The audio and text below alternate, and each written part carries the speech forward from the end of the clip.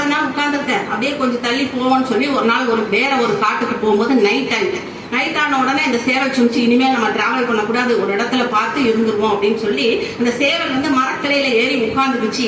பின்னால என்ன செஞ்சு ஒரு பொந்து இருந்துச்சு, அந்த நாய் போய் என்ன செஞ்சு அதுல உட்கார்ந்துக்கிட்டு. இந்த சேவல்கள் எல்லாம் நைட்டெல்லாம் தூங்கிட்டாங்க. காலையில அது சுவாபம் என்னது, கூவுறது தானே. உடனே இது போன் கூவிட்டு அதை ஒரு நரி என்ன செஞ்சு கேட்டுட்டே இருந்துச்சு. நமக்கு எல்லாம் தெரியும் இந்த நரி என்ன செஞ்சு மிகவும் தந்திரம் உள்ளது இல்லையா.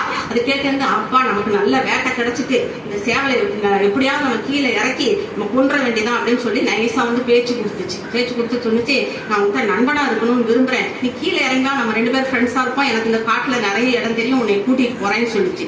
சேவலுக்கு உடனே புத்திசாலித்தனமா என்ன செஞ்சு அது யோசித்துட்டு, இது மாதிரி தந்திரம் உள்ளதுல இது நம்மளை கொல்றதுதான் ஏதோ வழிபகுது.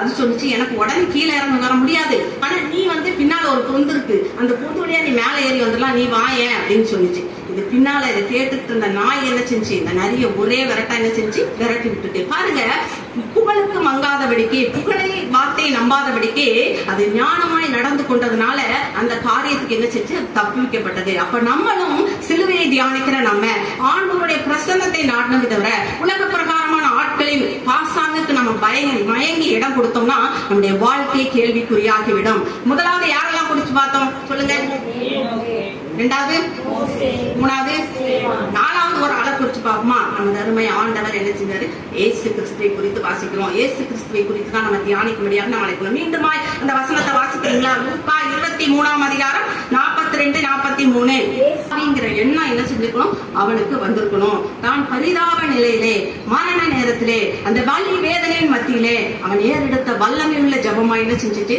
அது காணப்பட்டது. அவன் கழுத்தை மட்டும் தான் திருப்ப முடியும் இல்லையா, வேற ஒண்ணும் செய்ய முடியாது. கழுத்தை திருப்பி பக்கத்துல இருக்கிற ஆண்டவர் பார்த்து ரிமெம்பர் மீ ஜீசஸ் அப்படின்னு சொல்றான். உடனே ஆண்டவர் என்ன செஞ்சாரு, மிகப்பெரிய ஒரு ரிவார்டை கொடுத்தாருங்க. நீ இன்னைக்கு என் கூட என்ன செய்வ, பரதீசில் இருப்பாய். அப்ப தாழ்மையா நம்ம ஏறெடுக்கிற ஒவ்வொரு ஜபத்துக்கும் ஆண்டவர் நினைச்சுவாரு, உடனடி ரிவார்டை என்ன செஞ்சுவாரு, கொடுத்துவாரு. ராஜாதி ராஜாவாய் கர்த்தாதி கர்த்தாய் வரும்போது நம்ம ஒவ்வொருவரையும் நினைவு கூறுவாரா, ஆண்டவரே என்னை நினைவு கூறும் அப்படின்னு நம்ம சொல்ல முடியுமா? நம்முடைய வாழ்க்கையிலே ஆண்டவர் நினைவு கூறும்படியான காரியங்கள் காணப்படுகிறதா?